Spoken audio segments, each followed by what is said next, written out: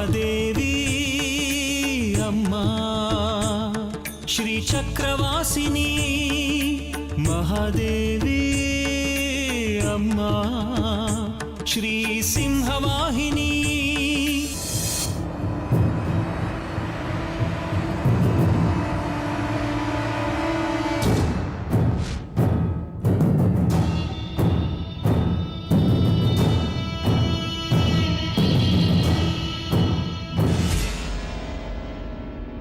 ಈಗ ನನ್ನ ಕೆಲಸ ಶುರು ಮಾಡ್ತೀನಿ.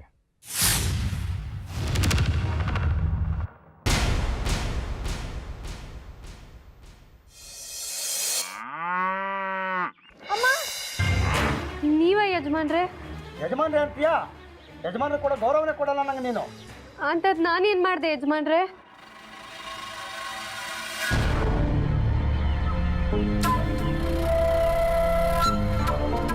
ನಾನು ನಿನಗೆ ತೊಡಿಸಿದ ಉಂಗುರ ಇದು. ನಿನ್ನ ಬೆರಳಲ್ಲಿ ಇರಬೇಕಾದ್ದು ನನ್ನ ಅಂಗೈಲಿದೆಯಲ್ಲ, ಏನಿದರ ಅರ್ಥ?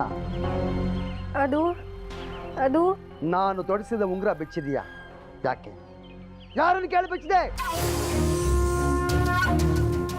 ನಿನ್ನ ಜನ್ಮ ಪೂರ್ತಿ ಆ ದರಿದ್ರ ಶೇಖರಿ ಮನೆ ಚಾಕರಿ ಮಾಡ್ಕೊಂಡಿದ್ರು ಒಂದು ಜೊತೆ ಬಳೆ ಕೊಡ್ಸಲ್ಲ ನಿಂಗೆ ಅವನು. ಚಿನ್ನದ ಬಳೆ ಇರಲಿ, ಅರ್ಧ ಡಜನ್ ಗಾಜಿನ ಬಳೆ ಕೊಡ್ಸೋಕ್ಕೂ ಆಗಲ್ಲ ಬಿಕ್ನಾಸಿ ಕೈಲಿ. ಅದೇ ನಾನು ನೋಡು, ನಿನಗೆ ಚಿನ್ನದ ಉಂಗುರ ಹಾಕಿದ್ದೀನಿ, ಅದನ್ನೇ ತೆಗೆದು ಬಿಸಾಕೋ ಅಷ್ಟು ದುರಾಂಕಾರ ನಾನು ನಿಂಗೆ. ಇಲ್ಲ ಯಜಮಾನ್ರೆ, ಆ ಥರ ಎಲ್ಲ ಏನೂ ಇಲ್ಲ. ಅಜ್ಜಿ ಬಿಚ್ಚು ಅಂದ್ರು, ಅದಕ್ಕೆ ಬಿಚ್ಚಿಬಿಟ್ಟೆ. ಆ ಮುದುಕಿಗೆ ಏನು ಗೊತ್ತು ಅಂತ ಅವಳು ಮಾತು ಕೇಳಿದ್ಯಾ ನೀನು? ಈಗ ಎರಡರಲ್ಲಿ ಒಂದು ಇತ್ಯರ್ಥ ಆಗಲೇಬೇಕು. ಏನು? ಈಗ ನೀನು ನನ್ನ ಮಾತು ಕೇಳ್ತೀಯೋ ಅವ್ರ ಮಾತು ಕೇಳ್ತೀಯೋ? ನಾನು ಒಬ್ರು ಮಾತು ಮಾತ್ರ ಕೇಳೋದು. ಯಾರು ಅಂದರೆ? ಯಾರು ಅಂದರೆ ಹೆಸರೇಳು. ಅದು ಯಾರು ಅಂದರೆ ಅಜ್ಜಯ್ಯ. ಅಜ್ಜಯ್ಯನ ಮಾತು ಮಾತ್ರ ಕೇಳೋದು. ಅವ್ರ ಮಾತು ನಾನು ಯಾವತ್ತೂ ಮೀರಲ್ಲ. ಅವನು ಯಾವ ಸೀಮೆ ಅಜ್ಜನ ನಿಂಗೆಲೇ? ಜಾಜಿ, ನೀನು ನನ್ನ ಮಾತು ಕೇಳು. ನೋಡ್ತಾ ಇರು, ಇನ್ನು 4 ತಿಂಗಳಲ್ಲಿ ನಿನಗೆ 2 ಎಳೆ ಚಿನ್ನದ ಸರ ಮಾಡಿಸಾಕ್ತೀನಿ. ನಾನು ಸಾಮಾನ್ಯದವನಲ್ಲ, ತಿಳ್ಕೊ. ಆಗರ್ಭ ಶ್ರೀಮಂತ ಅಲ್ಲದೆ ಹೋದ್ರೂ ತಕ್ಕ ಮಟ್ಟಿಗೆ ಶ್ರೀಮಂತನೇ ನಾನು. 20,000 30,000 ಅಲ್ಲ, ನನ್ನ ಹೆಸರಲ್ಲಿ 2 ಲಕ್ಷ ಡಿಪಾಸಿಟ್ ಇದೆ ಬ್ಯಾಂಕಲ್ಲಿ. ಗೊತ್ತಾ? ಎಷ್ಟು ಹೇಳೋ? 2. ಏನು 2 ಲಕ್ಷ? ನಿನ್ನ ಅಜ್ಜಯ್ಯನ ಹತ್ರ ಏನಿದೆ? ಎಷ್ಟಿದೆ? ಗೊತ್ತಿಲ್ಲ. ಪಿಂಡ. ಒಂದು ಬಿಡುಗಾಸು ಇರಲ್ಲ ನಿಮ್ಮ ಅಜ್ಜಯ್ಯನ ಹತ್ರ. ಅವನ ಹತ್ರ ಏನೋ, ಅವ್ರ ಮನೆಯವ್ರ ಹತ್ರ ಯಾರ ಹತ್ರನೂ ಇರೋಲ್ಲ. ಅವ್ರ ಹತ್ರ ಇರೋದೊಂದೇ ಬಡತನ. ಯಜಮಾನ್ರೆ, ನೀವೇನು ಹೇಳ್ತಿದ್ದೀರೋ ನನಗೆ ಒಂದು ಅರ್ಥ ಆಗ್ತಿಲ್ಲ. ನಿಮ್ಮ ದಮ್ಮಯ್ಯ ಅಂತೀನಿ, ನಾನು ಬಿಟ್ಬಿಡಿ. ನಿನಗೆ ನಾನೆಲ್ಲ ಅರ್ಥ ಮಾಡಿಸ್ತೀನಿ, ನನ್ನ ಮಾತು ಕೇಳು ಅಷ್ಟೇ. ಇಲ್ಲ, ನೀವೇನು ಹೇಳ್ಬೇಕಂತಿದ್ದೀರೋ ಅಜ್ಜಯ್ಯನ ಹತ್ರನೇ ಹೇಳಿ, ಅವ್ರಿಗೆ ಅರ್ಥ ಮಾಡಿಸಿ. ಅವ್ರು ಹೇಳಿದ್ರೆ ಮಾತ್ರ ನಾನು ಕೇಳೋದು. ಆಹಾ, ಎಷ್ಟು ಮುಗ್ದೇನೆ ನೀನು. ಸರಿ ಬಿಡು, ನಿಮ್ಮ ಅಜ್ಜನ ಹತ್ರ ನಾನು ಮಾತಾಡ್ತೀನಿ. ತಗೋ ಉಂಗುರ ಹಾಕೋ. ತಗೋ ಉಂಗುರ ಹಾಕೋ. ಇಲ್ಲ, ನಂಗೆ ಇಷ್ಟ ಇಲ್ಲ. ಜಾಜೆ ಜಾಜೆ,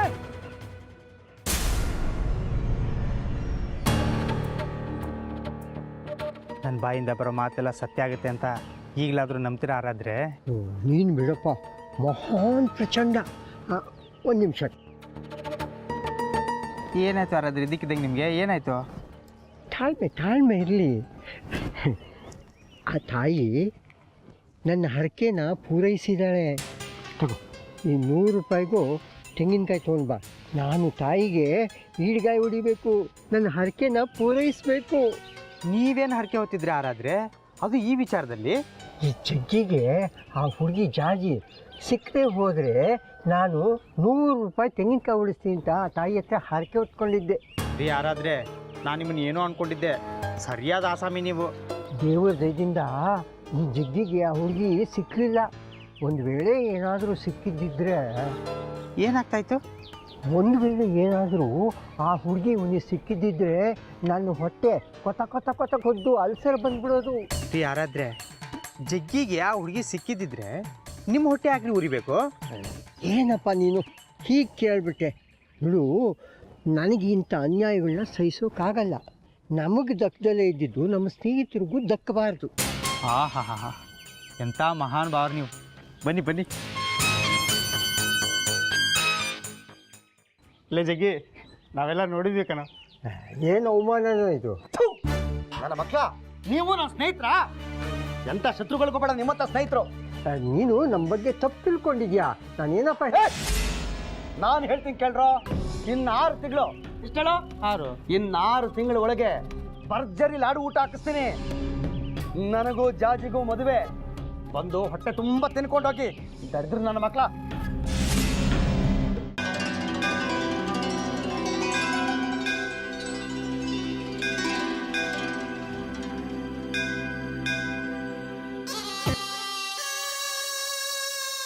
ಉತ್ಸವಕ್ಕೆ ಎಷ್ಟು ಖರ್ಚಾಗುತ್ತೆ ಎಲ್ಲ ಲೆಕ್ಕ ಬರ್ದಿನಿ ಹಿಂದೆ. ಬರ್ದಿಟ್ರ? ಬರ್ದಿದ್ದೀನಿ ಶಾಸ್ತ್ರಿಗಳೇ. ತೋಮನಿ ಅದು ಬರ್ದಿದ್ದೆ, ಬರೆದ್ಬಿಟ್ಟು ಬೀರುಲಿಟ್ಟಿದ್ದೆ. ಬೀರು ಬಿಗಿದ ಕೈ ಆರಾಧ್ಯ ಅವ್ರ ಹತ್ರ ಇದೆ. ಅದನ್ನ ಯಾಕ್ರಿ ಬೀರುಲಿಟ್ರಿ? ಅಷ್ಟೊಂದು ಬೆಲೆ ಬಾಳೋ ವಸ್ತುನ ಬೀಗ ಹಾಕಿಡೋದಕ್ಕೆ ಮಾಡೋಕೆ ಬೆಟ್ಟದಷ್ಟು ಕೆಲಸ ಇದೆ. ಅರ್ಥ ಆಯ್ತಾ? ಅವ್ರಿಗೋಸ್ಕರ ಇವ್ರಿಗೋಸ್ಕರ ಕಾಯ್ತಾ ಕೂತ್ಕೊಳ್ಳೋದಕ್ಕಾಗಲ್ಲ. ಹೋಗಿ ತಗೊಂಬನಿ. ಆಯ್ತು.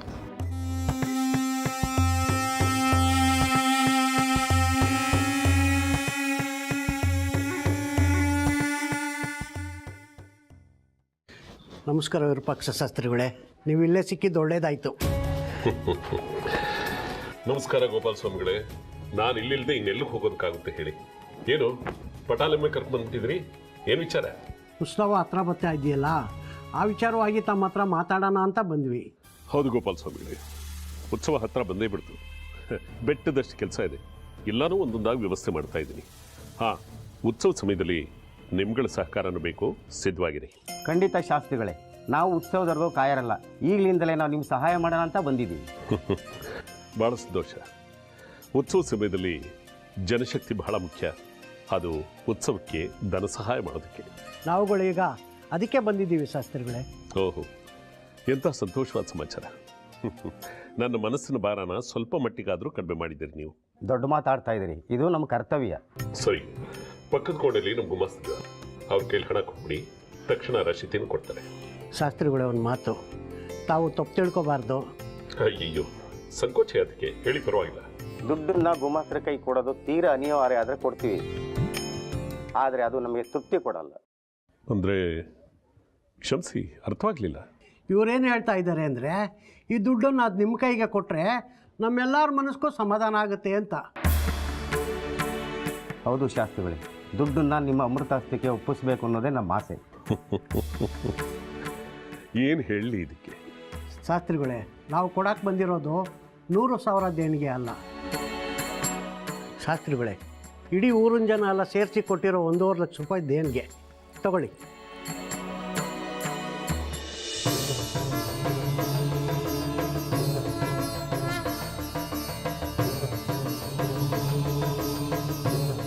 ಒಳ್ಳೆಯದಾಗಲಿ. ಶಾಸ್ತ್ರಿಗಳೇ, ನಿಮ್ಮ ಮೇಲೆ ನಮಗೆ ಮಾತ್ರ ನಂಬಿಕೆ ಅಲ್ಲ, ಇಡೀ ಊರಿನ ಜನಕ್ಕೆ ನಂಬಿಕೆ ಇದೆ. ಈ ಸಲ ಅಮ್ಮನವ್ರ ಜಾತ್ರೆ ಅದ್ಧೂರಿಯಾಗಿ ಆಗಬೇಕು. ನಿಮ್ಮೆಲ್ಲರ ಸಹಕಾರದಿಂದ ಉತ್ಸವ ಅದ್ಭುತವಾಗಿ ನಡೆಯುತ್ತೆ, ಯಶಸ್ವಿಯಾಗಿ ನಡೆಯುತ್ತೆ. ನೀವು ನಿಶ್ಚಿಂತೆಯಾಗಿರಿ.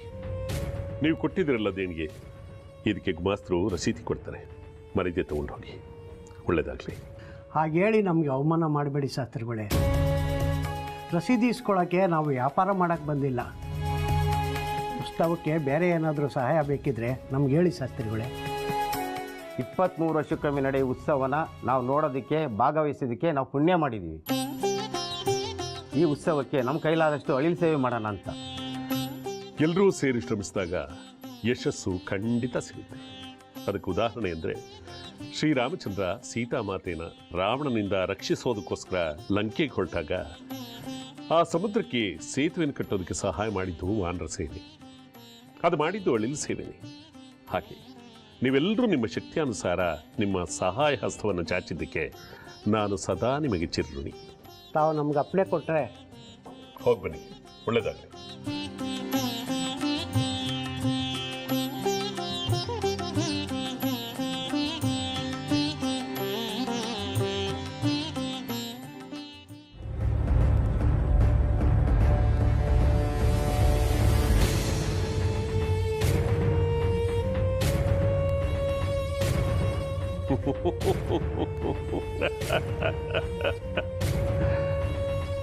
ನೋಡಿದ್ಯಾ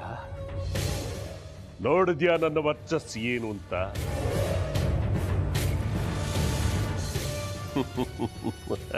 ಇವರೆಲ್ಲರೂ ನನ್ನನ್ನು ನಂಬಿ ಬರ್ತಾರೆ. ನೋಡಿದ್ಯಾ ಹೇಗಿದೆ ನನ್ನ ಸಾಮರ್ಥ್ಯ ಅಂತ? ನೋಡಿದ್ಯಾ? ಇನ್ನು ಮುಂದೆ ನನ್ನ ಅಯಸ್ಕಾಂತದ ಶಕ್ತಿಯಿಂದ ಇಡೀ ಜಲಸ್ತೋಮಾನ ಇಲ್ಲಿಗೆ ಹರಿದು ಬರುತ್ತೆ. ಕಣ್ಣು ಬಿಟ್ಕೊಂಡು ನೋಡ್ತಾ ಇರು. ನನ್ನನ್ನು ನೋಡಿ ಈಗ ನಿನಗೆ ಈರ್ಷ್ಯೆ ಹುಟ್ಟಿರ್ಬೇಕಲ್ಲ? ಇದು ಪ್ರಾರಂಭ. ಒಂದೇ ನೋಡ್ತಾ ಇರು, ನನ್ನ ಶಕ್ತಿಯ ಪರಿಚಯವಾಗ್ತಾ ಹೋಗುತ್ತೆ.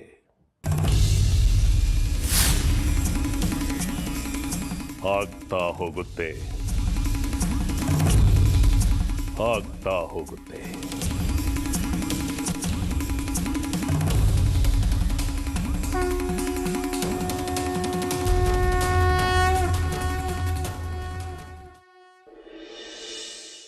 ಅವತ್ತು ನೀವು ಮನೆವರೆಗೂ ಬಂದು ಮನೆ ಒಳಗಡೆ ಬರಲೇ ಇಲ್ಲ. ಕೇಳಿದ್ದಕ್ಕೆ ಸಮಯ ಬರಲಿ ಅಂತ ಹೇಳಿದ್ರಿ. ಇವತ್ತು ನೀವೇ ನಮ್ಮ ಮನೆಗೆ ಬರ್ತಿರೋದು ನಂಗೆ ತುಂಬ ಖುಷಿ ಆಗ್ತಿದೆ. ಹೌದು, ಸಮಯ ಬಂದಾಗ ನೀನು ಕರೀದಿದ್ರು ನಾನು ಬರ್ತೀನಿ. ಅವತ್ತು ನೀವು ಮನೆಗೆ ಬರದೇ ಇದ್ದಿದ್ದೆ ಒಳ್ಳೇದಾಯ್ತು ಬಿಡಿ. ಯಾಕೆ? ಅವತ್ತು ಮನೇಲಿ ಯಾರೂ ಇರಲೇ ಇಲ್ಲ. ನಾನೇ ಅರ್ಧ ಗಂಟೆ ಮನೆ ಮುಂದೆ ಬಾಗಿಲು ಕಾಯ್ಕೊಂಡು ಕೂತಿದ್ದೆ. ಆಮೇಲೆ ಬಂದರು ಎಲ್ಲ. ಅದಕ್ಕೆ ಹೇಳಿದ್ದು ಸಮಯ ಬರಬೇಕು ಅಂತ. ಅಂದರೆ ನಮ್ಮ ಮನೇಲಿ ಯಾರೂ ಇರಲಿಲ್ಲ ಅಂತ ನಿಮಗೆ ಮೊದಲೇ ಗೊತ್ತಿತ್ತಾ? ಒಂಥರ ಹೌದು. ದೇವಸ್ಥಾನದಲ್ಲಿ ಅಪ್ಪ ಹೇಳಿದ್ರೇನೋ ಮನೇಲಿ ಯಾರೂ ಇರಲ್ಲ ಅಂತ.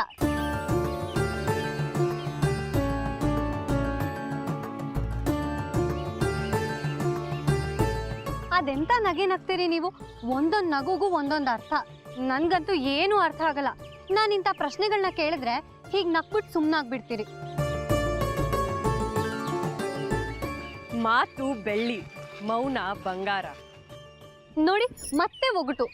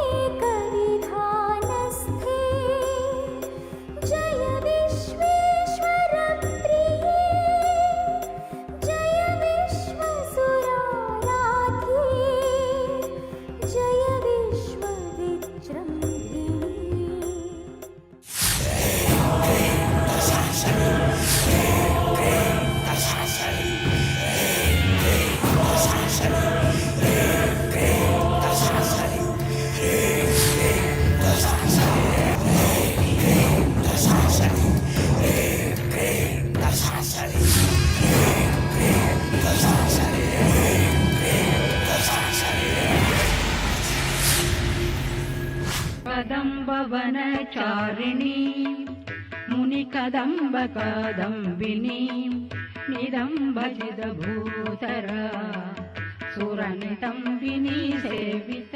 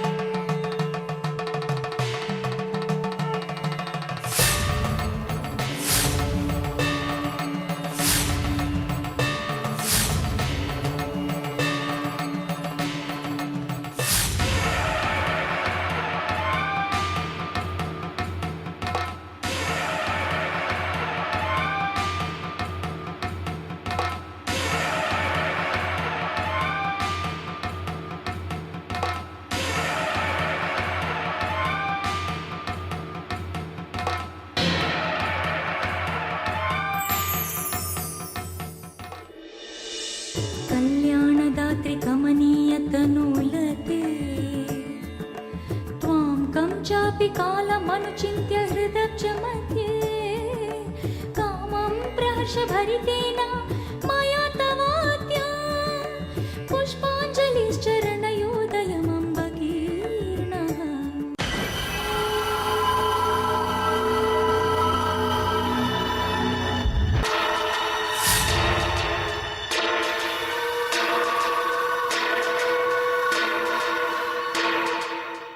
ಯಾಕೆ ಏನಾಯ್ತು? ಮಣಿಕಂಠ, ಏನೋ ಪ್ರತಿಪ್ರಯೋಗ ನಡೀತಾ ಇದೆ. ಅದ್ಯಾಕೆ ಸಾಧ್ಯ? ತಗೋ ಇದನ್ನ. ನಾನ್ ನಿಲ್ಸು ಅನ್ನೋವರೆಗೂ ಈ ಚಾವಟಿಯಲ್ಲಿ ನೆಲಕ್ಕೆ ಹೊಡಿತಾ ಇರು. ಈಗ ತೋರಿಸ್ತೀನಿ ಆ ಶಂಕರನಿಗೆ ಸ್ವರ್ಗ.